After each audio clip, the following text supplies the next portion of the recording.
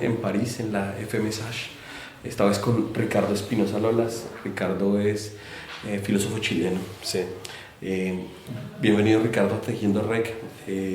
Hola, Rec. Quisiera hacerte una pregunta a propósito de algo que dice Zizek en el prólogo del libro, y es que tú logras combinar en este libro Hegel y las nuevas lógicas del mundo, como se es revolucionario hoy. Logras combinar dos elementos: la ciencia de la lógica, o la reflexión de Hegel a propósito de la ciencia de la lógica, y un decidido pensamiento a propósito del Estado y del compromiso político. ¿Cómo se vinculan esas dos cosas en el libro y por qué resultaría importante hoy, como esta vuelta a Hegel, para pensar problemas como la universalidad en política, como la universalización en democracia, y cosas que me parecen elementales para construir una nueva matriz de desarrollo político hoy?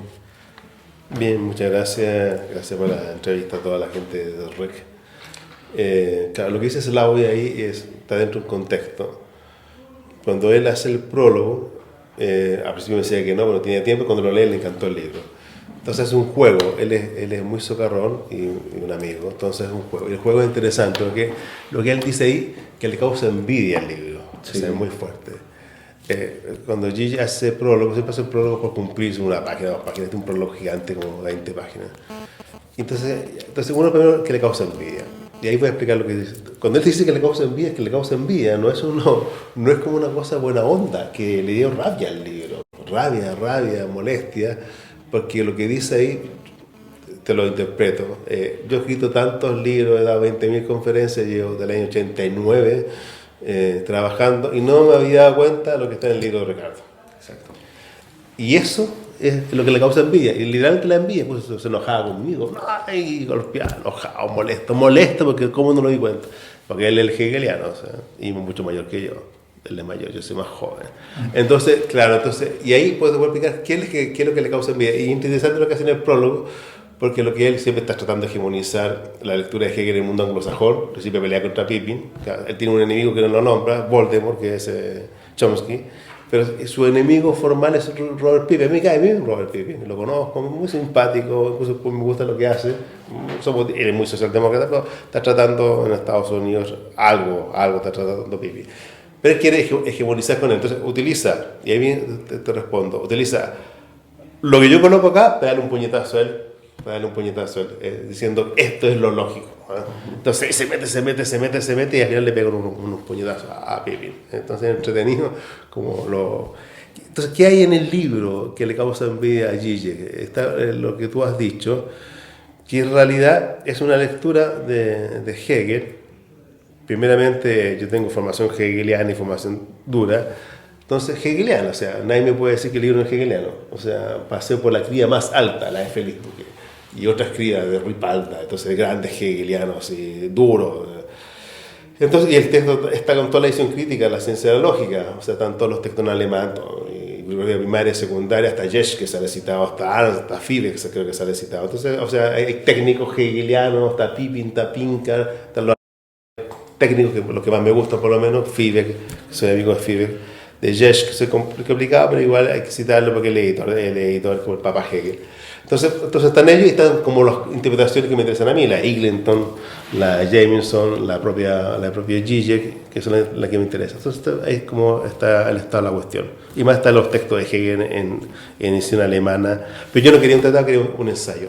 Entonces lo que hago yo en el texto es como romper varias lecturas que se habían hecho de Hegel, que todo el mundo las sabe. Entonces mi libro es como realmente en la parte técnica es una guerra contra la escuela de Frankfurt, no soporta Honneth, es contra la escuela de Freiburg, desde Heidegger hasta Finn y hasta ahora, contra la escuela de Moscú, compleja, ¿no? Horroroso, con toda la escuela de Hippolyte y de Collier de París, y con la escuela latinoamericana, o sea, con la escuela de México, no me gusta lo que Duce y todo el mundo dice de Hegel, con la escuela de mi amigo de Centroamérica, ¿no? Yo conozco a todo el mundo de Yacuría, de Sobrino, de Héctor Samur, con la escuela de mi amigo de Mendoza, de Antiguo Roy, la Adriana Arpini, etc.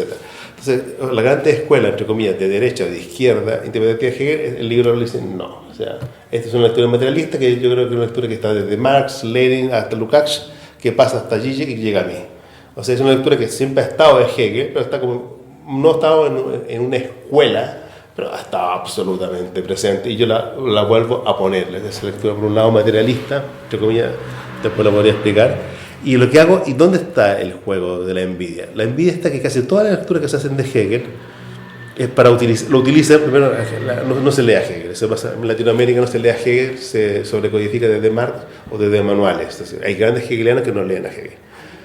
Y no los voy a nombrar para que no se enojen, porque son amigos.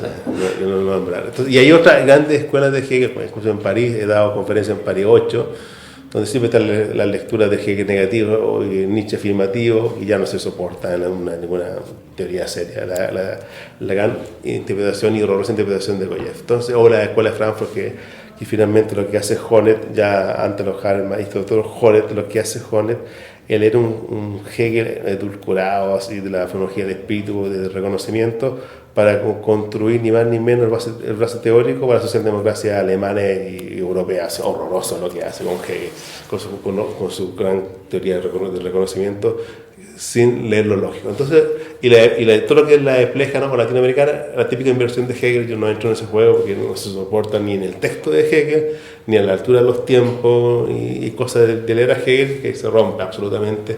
Luego el gen paloncicista, el gen universalista, el gen totalitario, el gen prusiano, el Hegel prusiano, ya no, porque hay que leer a Hegel, o conocer la biografía de Hegel y leer a Hegel. Cuando uno no lee ya se cae, lo sabe cualquier hegeliano, lo sabe Gigi, lo sabe Duque, lo sabe Vincenzo Vitiello, lo sabe la Judith Butler, lo sabe Toscano, lo sabe. Entonces, los grandes hegelianos lo saben, y hay unos hegelianos que lo saben, se hacen los tontos como Badiou, y por ese libro hay un juego el nombre del título del libro contra Badiou.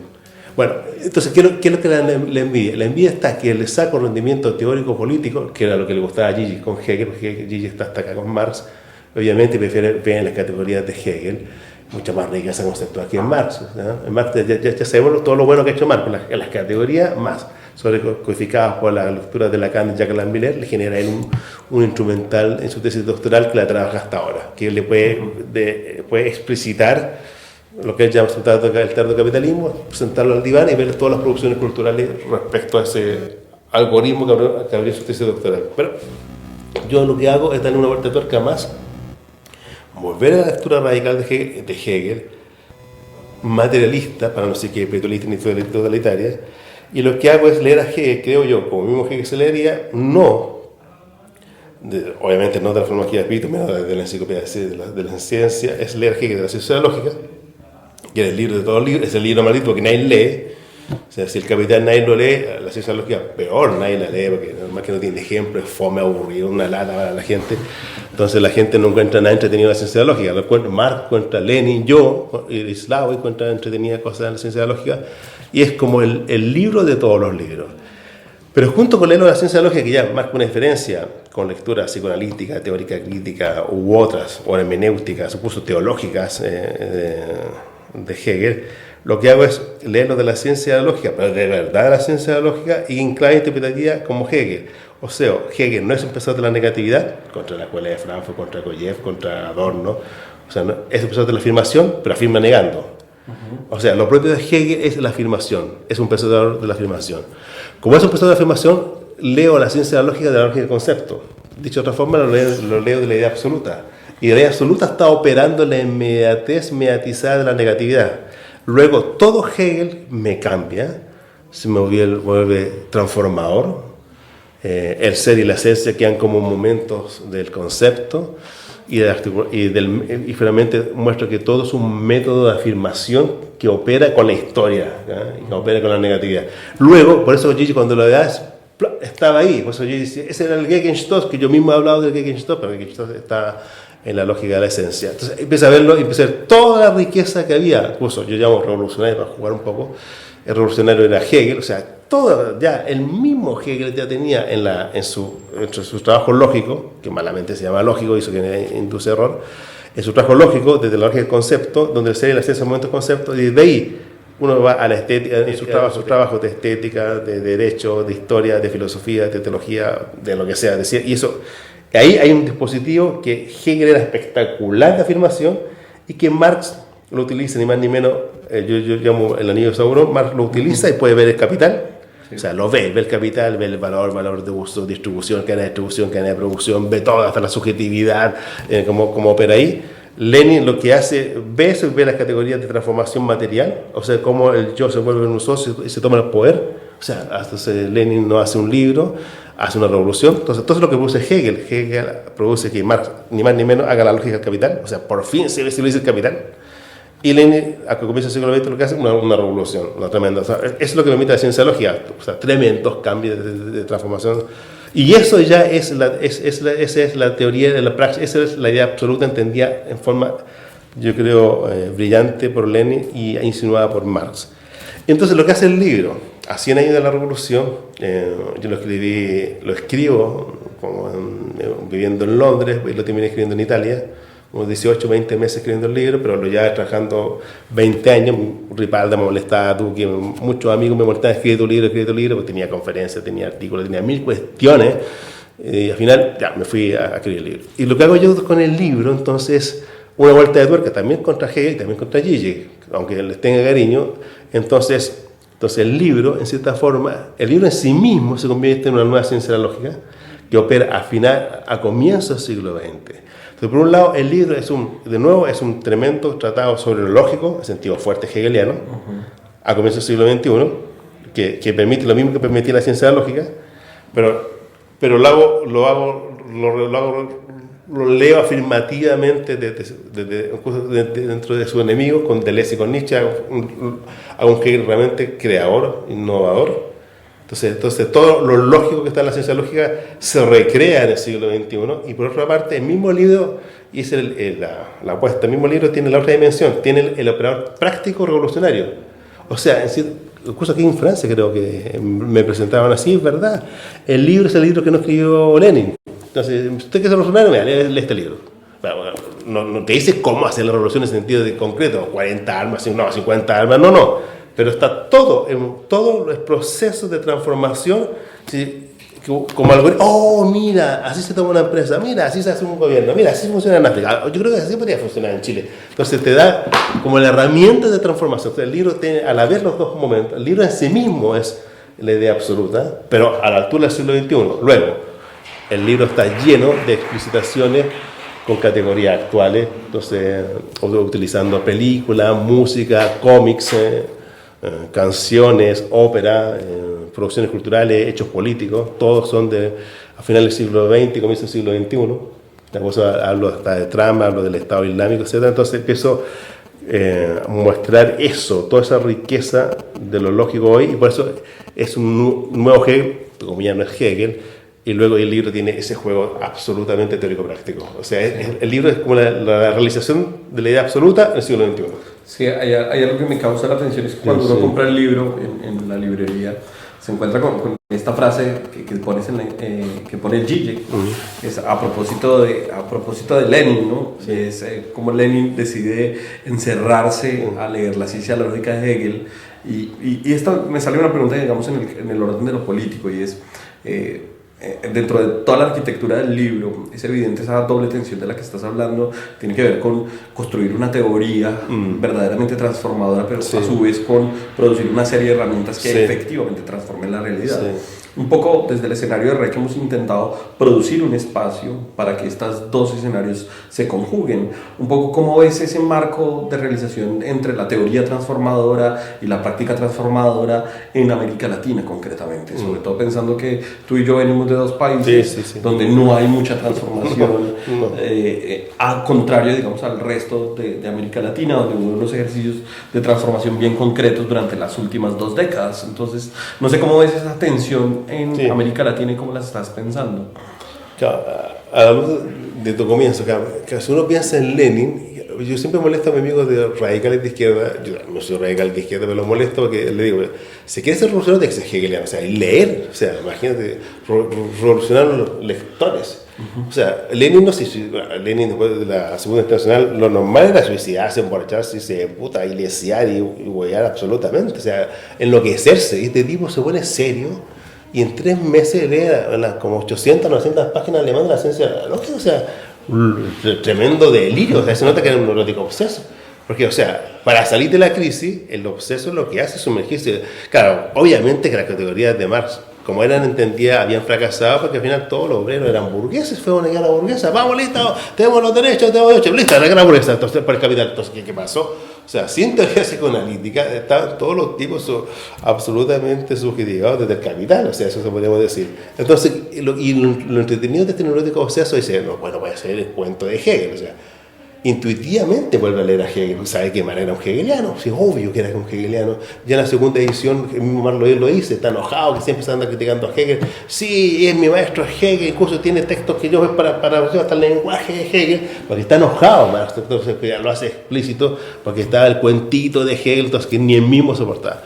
Entonces, es bonito que Lenin vuelve en la crisis, en su neurosis obsesiva, claro, y lo que hace es, cuando va leyendo línea a línea, y lo que hay no hay un libro, lo que hay es como un texto relleno, es como un comentario en 200, menor, como más de 200 páginas, de los 3 libros, y un comentario donde va como parafraseando Hegel, contexto Hegel, parafraseando Hegel, diciendo, oh, increíble, brillante, vamos, entonces está como loco, y oh, aquí está el proceso, aquí está la transformación, aquí está todo lo finito, quiere infinitizarse la revolución, todo, entonces sigue, y este es el más material de todo, el que no ha leído la ciencia lógica no entiende el capital, entonces ¿cómo termina Marx? Entonces Marx no hace un libro, hace una revolución, pero sobrecodifica un texto y queda listo, entiende el proceso, entiende ni más ni menos que todo es un movimiento, todo es un proceso, y cuando tú estás dentro del propio proceso, el propio proceso se vuelve, es como el anillo de Sauron, te metes dentro del proceso y empieza a transformarse todo, y eso era la brillantez de Hegel, o sea, era tremendo lo que había en Hegel, o sea, creo que dice, nunca ha sido absolutista, dice, nunca ha sido espiritualista, es el más material de todo, y viene diciendo, esto es un método, por fin, Hegel nos dio un método, y el método es un software de movimiento, o sea, tremendo, tipo, lo que le había dado Hegel. Por eso Lenin no ha querido un libro como yo, hace transformación, porque ya lo vio, y cómo había que revertir esas antiguas categorías, entre comillas, que estaban obsoletas. Eso mismo es lo que y por eso en mi libro, yo también vengo de un pasado como obrero, mi padre era un carnicero en Chile, y en Chile, obviamente, en Chile, el libro también está presente bastantemente en Chile, entonces, el planeta, el universal concreto es Chile. Porque, claro, casi todo el mundo conoce Chile, y los teóricos más todavía. Chile es un experimento y operó. Entonces, incluso Colombia comete el error de imitar a Chile. ¿Para qué imitan a Chile? Imitan a otro lado, no imitan a los chilenos. Entonces, el modelo de AFP, el modelo de ISAPRE, el modelo de educación privada, el modelo de subjetivación, el modelo de emprendimiento, emprende. Gigi se queda corto, no se trata de se emprende. Y Gigi se queda corto, yo le veo muchos palos lados, no se trata de tanto capitalismo, el capitalismo de Berlusconi, y ahora estamos en el capitalismo de Trump, que es un capitalismo militarizado y chapuza, o sea, una nueva forma de capitalismo global, militarizado y chapuza. El tanto capitalismo del goce de la gran belleza sorrentino, pero ahora no, ahora el capitalismo funciona como beautiful, entonces es otro a nivel global. Entonces mismo Gigi se queda corto con su categoría de tardo capitalismo, no es eso, ni la figura de Berlusconi. Entonces es mucho más. Y en el caso latinoamericano, en el caso chileno es radical. O sea, en el caso del chileno incluso es mejor, porque uno puede ver cómo opera el experimento. Un experimento que, repito, que lo quieren imitar los colombianos, salvadoreños, todos los españoles, pobres españoles con el PP que quieren imitar a Chile. Entonces, ¿cuál es el problema que tiene? Es que en el caso chileno a mí me gusta, porque ahí funciona la teoría psicoanalítica.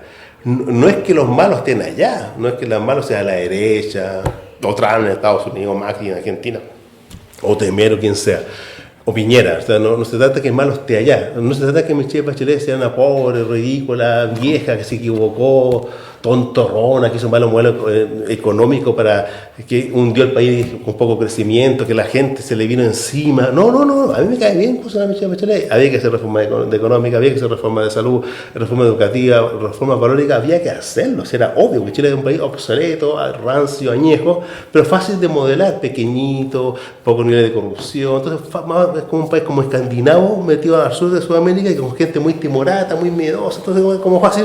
Entonces ella quería como llegar de la ONU y transformar Chile en su segundo periodo. Y le fracasa de inmediato. ¿Por qué le fracasa?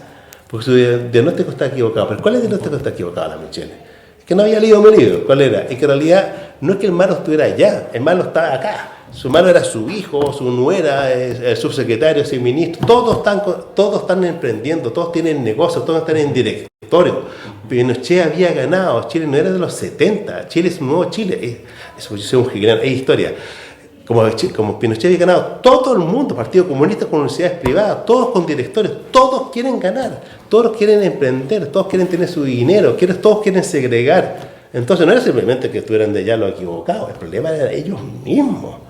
Entonces ella quería implementar cierta reforma y la derecha, en esa época la derecha estaba peleada, no era que la derecha internamente estaba desarticulado, internamente, su propio hijo con su nuera tenían negocios extraños, tránsfugas para sacar dinero para acá, al límite de lo legal, dinero por allá, todo el sistema está viciado. Entonces, incluso en Chile fallaban las políticas de por ejemplo, algo tan simple que de gratuidad de la educación. En Chile es pobreza, y hay gente que prefiere pagar $20, $10 para segregar, si yo pago tú no pagas. O sea, la segregación no solamente está en los multimillonarios, está en todas las capas de Chile, el valor de cambio, funciona el exitismo. Entonces, Chile era eso, y por eso la Michelle fracasa internamente, le explota por todas partes, como yo lo digo, como las figuras de Matrix, Smith eran todos. Smith no era Trump, no era Piñera, Smith era su hijo, su nuera, todo el mundo era Smith, las caras y todos eran militares del capital, y todos tenían sus valores, los comunistas defendiendo el capitalismo, porque ellos tienen sus directores, su empresa, sus privilegios que no lo quieren perder. Bueno, y por eso el libro está hecho, es un libro realmente que pretende ir transformando, y por eso el libro lo he presentado con 25 partes desde Chile a Francia. Y el libro yo creo que ha tenido mucho éxito, mucha venta, por varias razones, pero una es eso, porque el libro es como esperanzador, me dijo el otro día un tipo de izquierda. Es como esperanzador cuando ya la gente no quiere ni usar la palabra revolución, porque la revolución es horrible, no usar la transformación, no usar la emancipación, pero no, revolución no. Entonces, volver a hablar la palabra revolución, o sea, volver a mostrar. Y mi libro tiene un algoritmo fundamental, y esa es la riqueza del libro. Entonces, muestra cómo nos subjetivamos la ideología, que es el libro del ser. Sí. Muestra cómo esa ideología fue construida, las tecnologías que construyen la ideología, que es el libro de la esencia, y finalmente está en los dos articulados a la vez, cómo es la idea misma de construcción de cualquier ideología, que es el libro del concepto, que yo llamo el acontecimiento. Entonces, pues son las tres partes del libro, más el método.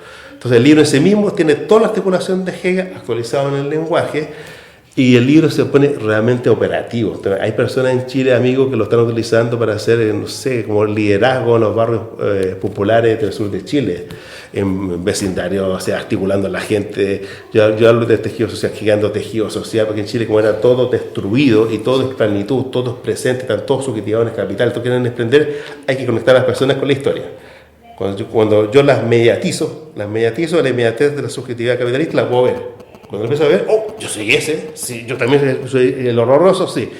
Empiezo a conectarme con mi pasado histórico, oye, yo soy historia, soy un tejido sociohistórico material, soy de Talca, Rancagua, Concepción, Valparaíso, Iquique, Punta Arenas, y así se me construyó, por Pinocho, por esta cuestión política, por esta ley de la pesca, por esto se fue construyendo mi subjetividad. Entonces puedo ver inmediación, la construcción de mi propia subjetividad como un horroroso capitalista, y ahí mismo comienza el proceso de transformación, porque empiezan a aparecer en nosotros el tejido sociohistórico. Empieza a aparecer esa negación, pero exactamente, y afirmación.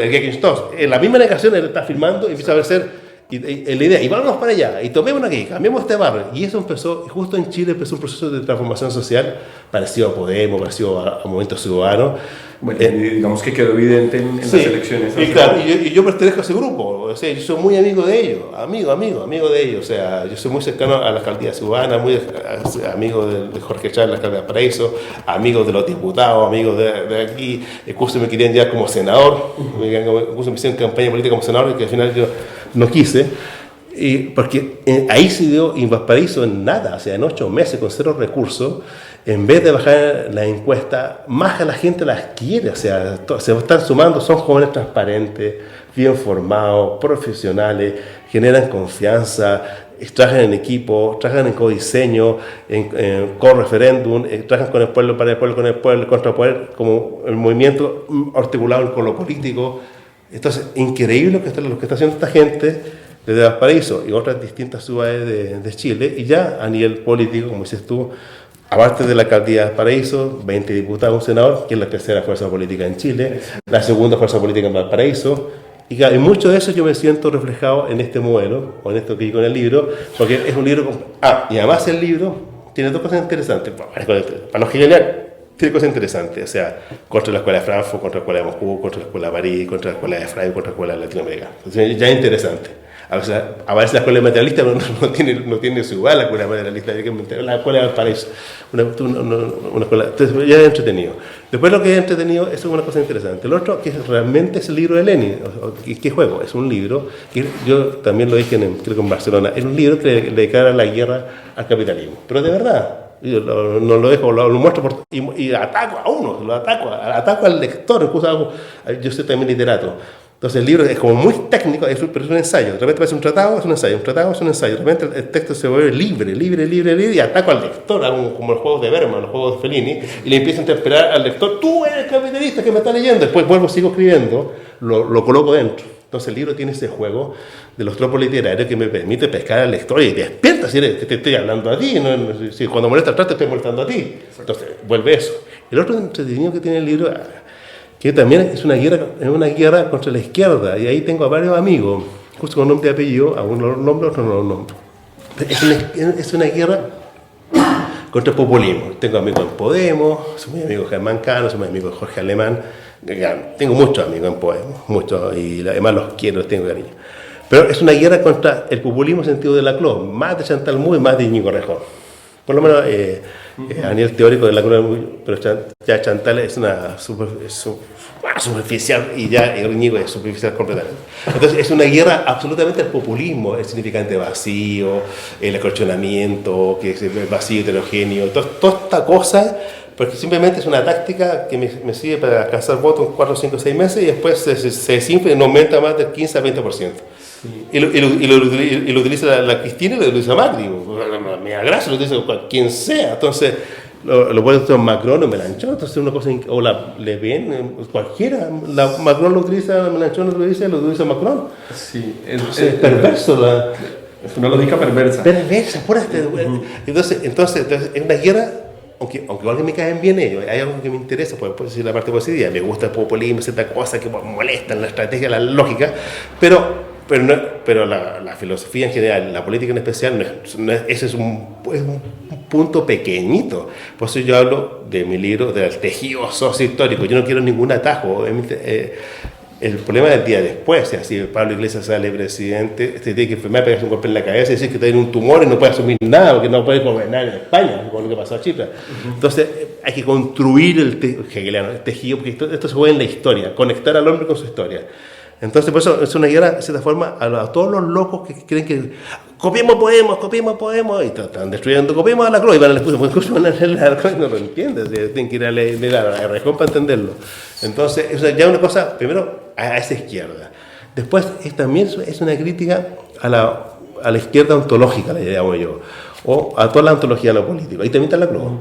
O sea, me carga Agamben, yo soy Nancy, yo soy amigo de Nancy, tengo cariño, soy muy conocido, también tengo una buena relación con Roberto Espósito.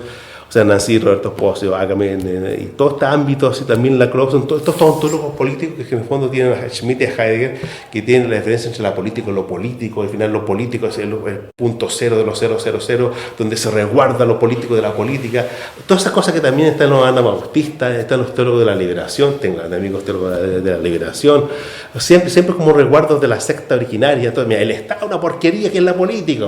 Se comienza una porquería que es la política, ya pues hay un resguardo ontológico ahí que se puede recrear. Eso me enferma, digo, desde Antonio González, mi gran amigo teólogo de la liberación, a Roberto Espósito. O sea, porque esa antología de la política lo único que permite es como solo un Dios nos salvará, es como armas bellas y que sigue la porquería del Estado, sigue la destrucción capitalista, y pues como yo me siento en el nicho ontológico, al final como tranquilo, vivo tranquilo. Al final es como parte de una élite de izquierda, para que esté en la universidad, para que la gente haga tesis doctorales, para que saque el libro, que se hagan coloquios, Pero en realidad, incluso que el capitalismo le interesa, ahí están los de izquierda en Duke, ahí están los de izquierda en París 8, entonces como entretenido, están ubicados ahí, pero el capitalismo salvaje americano, chino y ruso hacen lo que quieren, se les importa un pepino, los nuestros opósitos, Agamben, Nancy, no les interesa, o sea, entonces es entretenido tenerlos como ahí, entretenido a la élite, a esos chicos anglosajones, europeos, franceses, entretenido, pero no cortan, pero en el fondo no cortan nada y mantiene más el sistema, eso me molesta.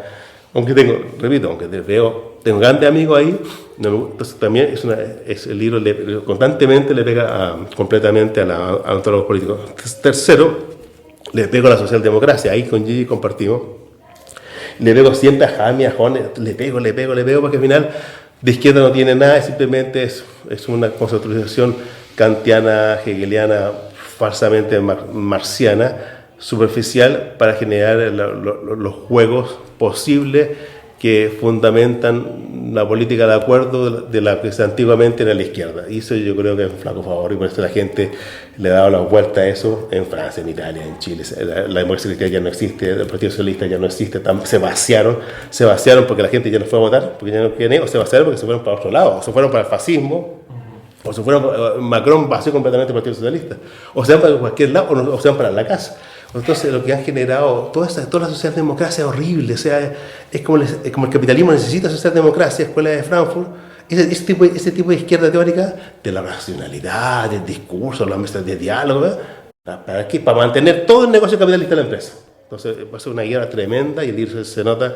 Yo soy muy amigo de Eda Cortina, cuando la ELA lo presentó en Valencia discutimos, peleamos, me decía, pero Ricardo, no le pegues tanto a Jaime, me decía, yo tengo que pegarle, o sea, tengo que pegarle. Y cuarto, pocas veces lo digo, pero lo decía en la entrevista, le pego a la izquierda lacaniana. Mira, Jorge, ¿por qué la izquierda lacaniana? Me encanta el psicoanálisis, un poco a Gigi también. ¿Por qué les pego? Porque al final también tienen alma bella. Gigi es un pesimista que al final se esconde una cierta ontología del sujeto. La Matrix no va a subir, pero en el fondo siempre hay, como dice Jorge, hay un punto ciego, un sujeto radical, lo único. Entonces aunque Churján diga, dice Jorge, aunque Churján diga que estamos subidos por el capitalismo, hay un punto ciego, radical, en la ontología de la izquierda lacaniana, que se resguarda como alma bella. Para mí eso no es ningún proceso de transformación real. Lo bueno es que Jorge León está cambiando. Hablé con Jorge hace 2 días desde París y empezó a hablar de revolución. Le dije, qué bueno, por fin empezó a hablar de revolución, Jorge, y ahí había una salida, o sea, más positiva. Entonces también hay el libro pelea por lo menos con 4 corrientes importantes de izquierda, ¿eh? Y en una pelea explícita. En ese sentido, y para cerrar, tengo esta pregunta que es una pregunta difícil, y es una pregunta a propósito de algunos de los debates que hemos adelantado en Colombia sobre una posible vuelta a Hegel, pero también sobre repensar la izquierda, sí, por sobre supuesto. repensar los vínculos entre teoría y praxis. Y es una pregunta sobre si la tarea de la revolución es necesariamente una tarea de universalización y si el campo de la política es el escenario para ello. Y en qué medida lo es y de qué forma se constituye. Y digamos que un poco lo que hemos pensado, que Santiago Castro y otros teóricos, María del Rosario Acosta, como que han tratado de buscar algunas herramientas en otros autores que no eran como dados para una tradición postestructuralista y demás, como han intentado refundar la teoría a partir de una cierta necesidad, y es que la figura del Estado en América Latina es supremamente importante para igualar las inequidades. Sí. Y que por eso yo lo coloco. Exacto. Contra Rancière, contra Badiou y contra todo el mundo asturiano, les pongo Estado. Exacto. No hablar de Estado en América Latina es una cosa que por demás nos parece absurda. Sin Estado estamos liquidados. Sin armas no podemos hacer nada. Es un puro juego, ¿no? Claro, exactamente. Mira, explico 2 cosas. El nombre del libro, Hegel, una lógica del mundo del Estado, está contra Badiou. Yo estaba con Badiou dice, soy hegeliano, le pega a las mesas, el viejo así como choro, así. Pero cuando leí la lógica del mundo, la segunda parte de ser el acontecimiento, quedé horrorizado. O sea, primero él tiene una ontología, aunque se enoje. La ontología del ser es una ontología del acontecimiento donde hay fidelización al acontecimiento, ya me encuentro extraño, me molesta.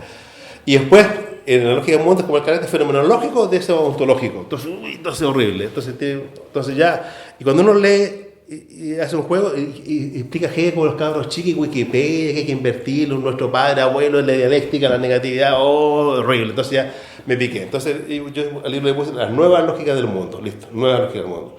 Después, voy a hacer explícito que Hegel, pues tanto que le pegan palo a Hegel, y si Marx hegeliano, Lenin hegeliano, Lukács hegeliano, todos hegelianos, Zizek hegeliano, voy a poner Hegel. Entonces, Hegel era una lógica del mundo, y le pongo Estado por lo mismo. Yo también soy amigo de Negri. Entonces, Negri contra el Estado, Rancière contra el Estado, todos los discípulos de Althusser contra el Estado, y todos los deleuzianos, guattariescos contra el Estado. Le pongo Estado, entonces ya. Primero, obviamente que no es el Estado policial ni el Estado de Leviatán, ya. Ese Estado nadie lo quiere. El Estado nación, Leviatán, imperial, no lo queremos nadie. Yo cuando hablo de Estado y la gente lo lee, de inmediato es el Estado del coiseño, del cotrabajo, de los barrios ahí en San Salvador contra las maras, en la UCA levantando a los jesuitas trabajando en los barrios de Valparaíso, ciertos barrios de Brooklyn, ciertas partes de Manchester o Birmingham. Entonces son tejidos sociohistóricos que el Estado es un ámbito de institucionalidad que empieza a operar. Entonces, por eso, y sin Estado no es nada. El mismo James se da cuenta en Estados Unidos que tanto, él es el pensador del capitalismo americano, estadounidense. Vos hablas, sin fuerzas militares de izquierda no tienen nada que hacer, es un puro juego nomás en Estados Unidos, se discute, es un puro juego. Al final se necesitan también fuerzas de izquierda. Mira, los catalanes quieren una independencia, si no tienen ni la policía, a favor, no tienen ni una pistola, entonces ¿qué pueden hacer? Entonces es un canto a la sierra, es un canto nomás. Entonces, claro, el libro apunta a eso. Entonces, y el cómo ser revolucionario es porque se hace explícito lo que está dentro del libro. Ahora saco en enero, como la segunda parte del libro que se llama Capitalismo de Empresa hacia la revolución de nosotros, este contexto. Con un prólogo de Tony Negri, imagínate, ahora tengo a Negri, Negri es un gran amigo, yo estuve cenando en su casa, lo quiero como un papá, lo quiero a Tony. Y el epílogo es de Eugenio García. Eugenio García fue el que hizo la campaña del no. Es un gran amigo también, que está viejo, la gente cree que este cabro chico mexicano. No, Eugenio tiene como 65 años. Y él me hace el epílogo, porque él hizo toda la campaña del no y logró quitarle miedo a chilenos miedosos. Logró quitarle miedo a chilenos, porque Chileno, como ha sido siempre reprimido, le han dado duro, lo han matado, lo han torturado y le han perdido el trabajo, se ha muerto de hambre. El chileno trata de no hacer nada, porque siempre cree que lo van a echar del trabajo. Y si viene el trabajo es un pobre muerto que no puede ni emprender, está liquidado.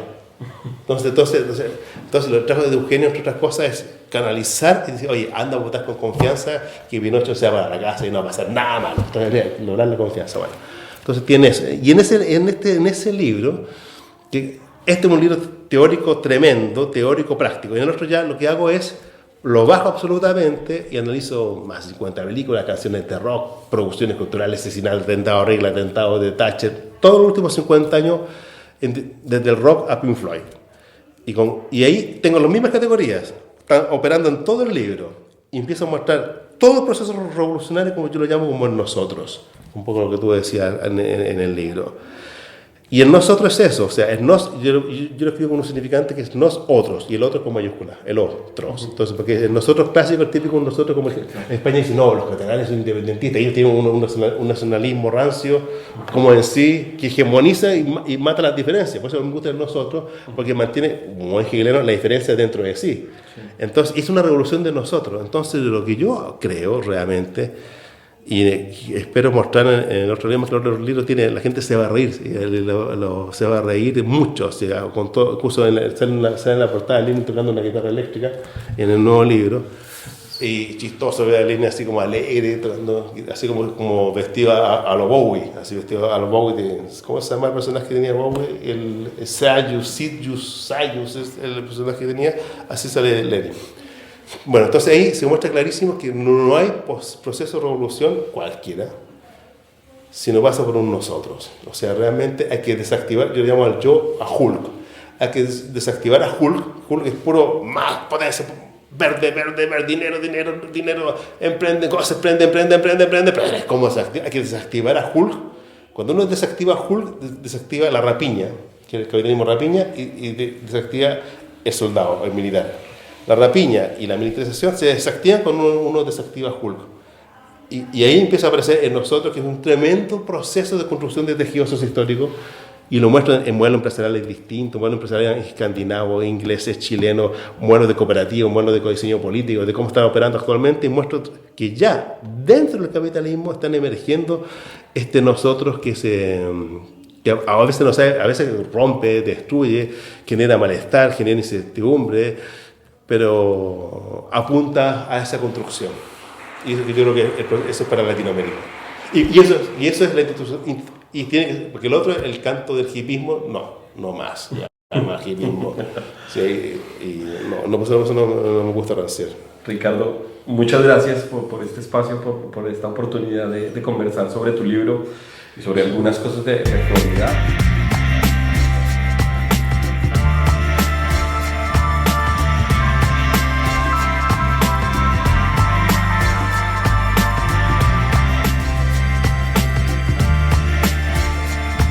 Red de Estudios Críticos Latinoamérica.